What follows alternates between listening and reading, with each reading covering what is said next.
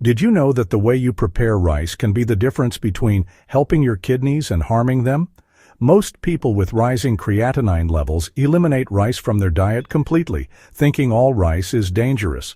But new research shows that specific types of rice, when prepared correctly, can actually support kidney function and help stabilize lab numbers. The problem isn't rice itself, it's the type you choose and how you cook it. While some varieties can spike phosphorus and potassium to dangerous levels, others contain compounds that may help reduce inflammation and support your body's natural filtration processes. I've spent the last 5 years working with kidney patients who thought they'd never enjoy rice again.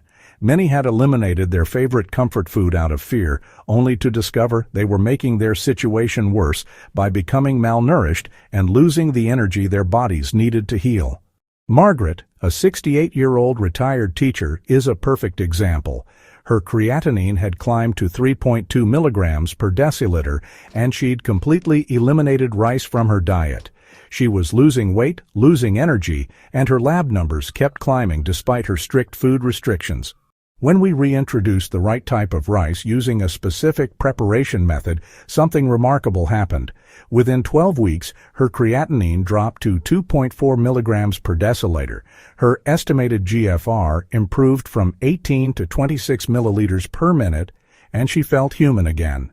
Today, I'm going to show you 3 types of rice that research suggests may support kidney health rather than harm it.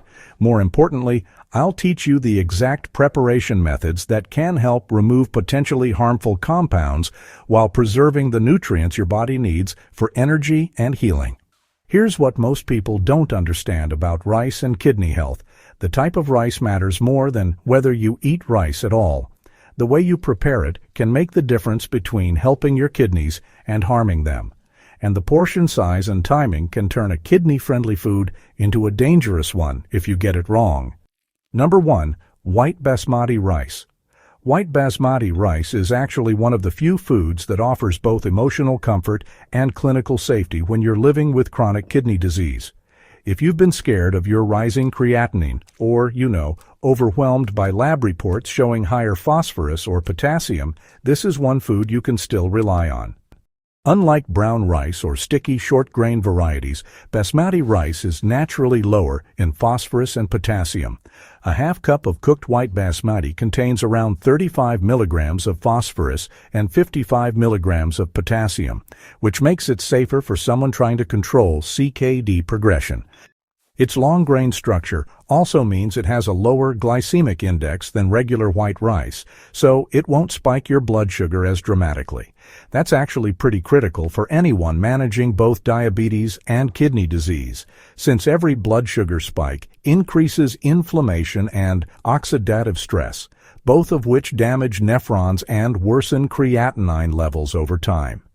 So, when it comes to digestion, white basmati rice actually breaks down cleanly, and, it isn't sticky like sushi rice or parboiled types.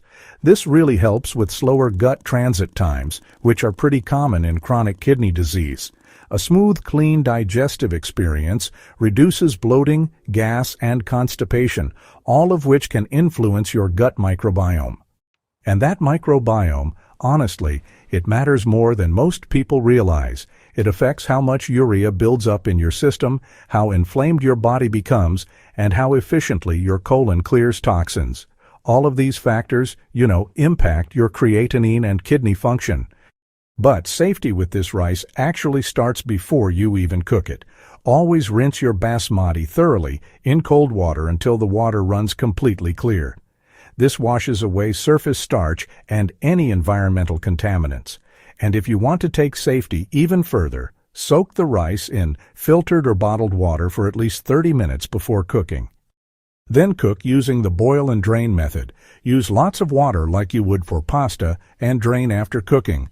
This cuts down arsenic and reduces mineral buildup, especially important when your kidneys can't filter efficiently. How often you can eat this rice depends on your CKD stage. In stages 1 to 3, when potassium and phosphorus levels are still in safe zones and your estimated GFR is above 30 milliliters per minute, you can eat white basmati up to 4 times per week. But even then, check your labs every 3 to 4 weeks if you're eating it regularly. In stage 4, where filtration slows and phosphorus starts rising or blood pressure gets harder to manage, limit it to 2 or 3 servings per week. Always eat it as part of a balanced kidney-safe meal, not on its own. In stage 5, or if you're on dialysis, white basmati rice is still okay, but honestly, portion control is absolutely critical. So try to stick to just half a cup cooked at most, and only if your labs are being monitored closely. Never pair white basmati rice with tomato sauces, soy sauces, lentil stews, or canned foods unless you're really certain the potassium content is low. These combinations can push your potassium dangerously high, which, can trigger heart rhythm changes and muscle fatigue. I treated Michael, a 64-year-old electrician whose afternoon fatigue was just getting worse, even though his creatinine levels were stable. He'd been eating white rice with canned tomato sauce, thinking it was a safe combination, but those canned tomatoes were delivering over 400 milligrams of potassium per serving, causing afternoon blood pressure spikes that left him exhausted. When we switched him to plain basmati rice with steamed zucchini and a drizzle of olive oil, his afternoon energy stabilized within 2 weeks. If your blood pressure or blood sugar has been unstable, it's important to monitor how your body reacts 48 to 72 hours after eating new pairings. A small spike in creatinine doesn't always mean permanent damage, but repeated spikes are risky and may signal inflammation. Combine white basmati rice with low-potassium vegetables like peeled zucchini cabbage or carrots. For protein, soft-boiled egg whites are ideal. They're low in phosphorus, have no potassium load, and they support protein needs without overtaxing the kidneys. If you've been struggling with proteinuria, a pinch of turmeric or fresh parsley with your rice can help reduce inflammation and swelling without adding stress. But if your estimated GFR is under 30 milliliters per minute, limit white basmati to twice a week and only after reviewing your labs. When your urea is running high, watch your portion sizes even more carefully.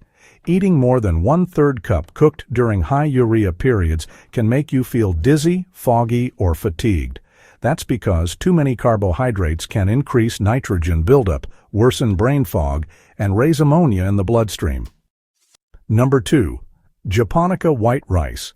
Japonica white rice is one of the softest and most soothing types of rice that people protecting their kidneys can rely on for nourishment, comfort, and safety. This rice variety is short grain and slightly sticky after cooking, which makes it easier to chew and digest, especially when digestion slows down during kidney stress or high urea buildup. In terms of kidney health, Japonica white rice contains about 38 milligrams of phosphorus and around 50 milligrams of potassium per half-cup cooked portion, which makes it a fairly low phosphorus and low potassium food, suitable for most people trying to support kidney function and lower creatinine levels. For people with early-stage kidney damage or reduced estimated GFR, Japonica white rice can be eaten safely up to 4 times per week if phosphorus, potassium, and urea levels remain stable. If your estimated GFR is between 45 and 60 milliliters per minute and your creatinine is just slightly above the normal range, this rice can be a daily part of lunch or dinner in half-cup portions without worsening your numbers. But if your GFR drops below 30 milliliters per minute, or if potassium begins rising above 5.5 milliequivalents per liter, or phosphorus rises above 4.5 milligrams per deciliter, then this rice should be limited to twice a week or less, and only in smaller quarter-cup servings. The texture of Japonica white rice is soft and mildly sticky, which helps people with appetite loss, fatigue, or dry mouth chew and swallow with ease. This can be comforting when protein intake is reduced and meals feel small or emotionally draining. The lightness of this rice helps with bloating, constipation, and digestive stress, which are, pretty common when urea is elevated or when inflammation affects the gut lining during CKD progression. Japonica rice should always be rinsed thoroughly under clean water until the water runs completely clear to remove surface starch and potential contaminants. It's best to soak the rice for at least 30 minutes before cooking to help reduce arsenic residues and lower the cooking time, which honestly helps keep the rice softer and more digestible. The safest method for cooking this rice for kidney health is the boil and drain method, where excess water is used during cooking and drained off before serving. This removes extra potassium, phosphorus, and possible heavy metals, which, tend to accumulate more in people with impaired kidney function. Japonica white rice pairs well with low potassium, low phosphorus vegetables like green cabbage, steamed carrots, peeled zucchini, and cucumber. You can also safely pair it with low-sodium cooked egg whites or a small piece of grilled white fish like tilapia or cod, depending on your phosphorus and urea levels.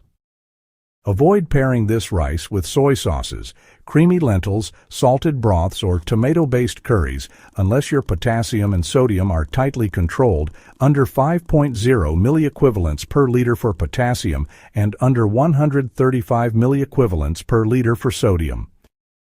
I remember treating Linda, a 70-year-old grandmother whose Japonica rice meals were causing mild creatinine fluctuations. She was eating it with miso soup that contained over 800 milligrams of sodium per bowl.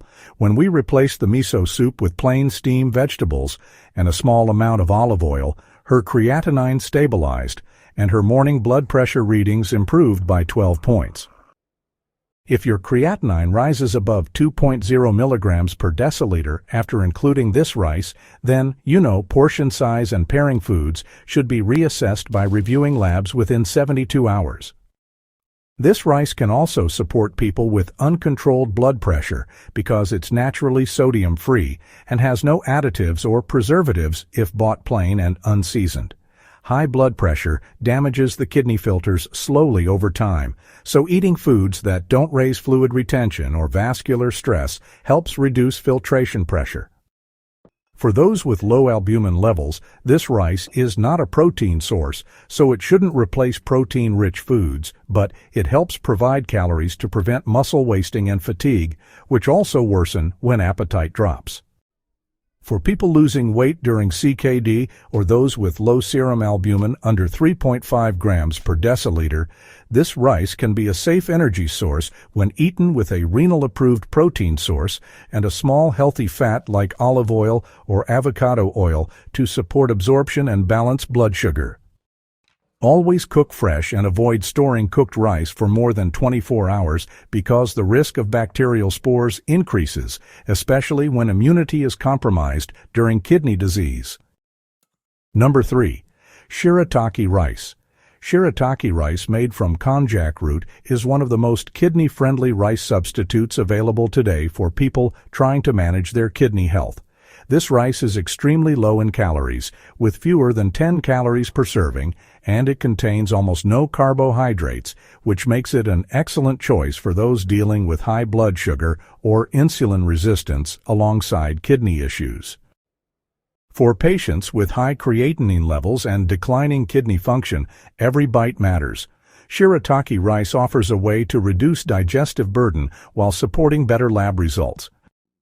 This rice has virtually zero phosphorus and potassium, with most brands showing under 5 milligrams per half cup, which is significantly lower than traditional rice varieties. This makes it ideal for people in advanced CKD stages, where even minor increases in potassium or phosphorus can worsen symptoms or trigger dangerous complications. Because shirataki rice is made from the soluble fiber glucomannan, it slows digestion and promotes healthy bowel movements, which can ease the overall load on kidneys. The slow digestion process also helps stabilize blood sugar and reduce post-meal insulin spikes, which is crucial because insulin resistance worsens inflammation and kidney stress over time. The unique texture of Shirataki rice may feel unusual at first, but honestly, it's far easier for sensitive digestive systems to handle compared to heavier starches or grains that may ferment in the gut and increase uremic toxins. This rice doesn't raise urea levels and is considered non-absorbable, meaning it passes through the body with minimal metabolic impact. That makes it a strong option for anyone trying to lower creatinine through kidney-friendly meal planning.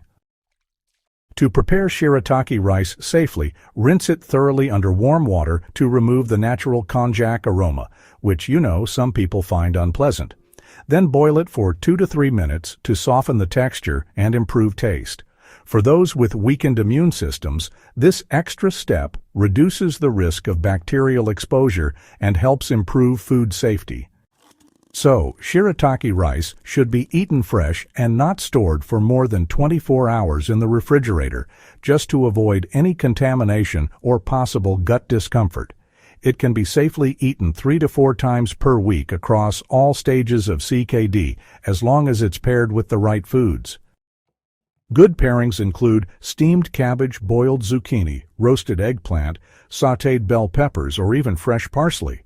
These foods add fiber without overwhelming the kidneys, and they support hydration and inflammation control. Shirataki rice also pairs well with low-sodium miso broth, ginger, or turmeric, which help calm the digestive tract and support liver and kidney detoxification. For protein sources, soft tofu poached egg whites or a small serving of grilled whitefish are appropriate, especially if phosphorus and potassium levels are stable. Because Shirataki rice contains almost no nutrients on its own, it should be paired with foods that fill in those gaps without spiking harmful lab values. This rice is particularly useful for dialysis patients who struggle with phosphorus overload since it doesn't contribute to phosphorus buildup. It also works well for people dealing with high urea since it doesn't contain protein that needs breakdown. I treated Patricia, a 62-year-old teacher on dialysis, whose phosphorus levels were consistently above target despite medication. Her love of regular rice was contributing to the problem, with each serving adding nearly 70 milligrams of phosphorus to her daily intake. When we replaced her rice with Shirataki rice 3 times per week, her phosphorus levels dropped from 6.2 to 4.8 milligrams per deciliter within 6 weeks, and her bone pain decreased significantly. So, it doesn't interfere with blood pressure or fluid balance, and it doesn't contribute to metabolic acidosis. People with heart complications or bone disease from chronic kidney disease can also benefit from Shirataki rice because it helps them avoid dietary triggers that could worsen vascular calcification or mineral imbalances. Those with sleep problems or fatigue may notice a lighter feeling after meals and, better nighttime rest because this rice avoids heavy digestion that can strain the body before bed. The fiber content acts as a prebiotic supporting healthy gut bacteria, which helps reduce the production of uremic toxins that burden kidney filtration. This indirect benefit can, over time, help improve overall kidney function. The way you prepare any of these rice varieties can really make the difference between helping your kidneys and, possibly harming them. It's important to always rinse your rice under clean running water until the water runs clear. This simple step removes surface starch, dust, and potential contaminants that could add unnecessary burden to your kidneys. Soak the rice for at least 30 minutes before cooking whenever possible. This helps reduce arsenic content and makes the rice easier to digest. And instead of using the absorption method, use the boil and drain method. Just cook your rice in plenty of water, kind of like you would with pasta, and then drain the excess water. Doing this removes additional minerals and potential toxins. Never cook rice in broth, add salt during cooking, or use flavoring packets. These additions can, honestly, dramatically increase sodium and phosphorus content, turning a kidney-friendly food into a kidney burden. All right, let's talk about storing your cooked rice. It's really important to store it properly and, honestly, never keep it for more than 24 hours. You see, people with chronic kidney disease have compromised immune systems, and rice can harbor bacteria that can survive refrigeration and aren't always killed by reheating. So, it's best to be cautious. Now moving on to the foods you eat with rice. They can actually make your meal safer or, well, more dangerous for your kidneys. Safe pairings include steamed low-potassium vegetables like cabbage, zucchini, carrots, and bell peppers. Adding healthy fats like olive oil or avocado oil can also be beneficial as they slow digestion and improve nutrient absorption. When it comes to protein, you might want to choose options like egg whites, small portions of white fish, or even limited amounts of tofu, depending on your phosphorus restrictions, of course.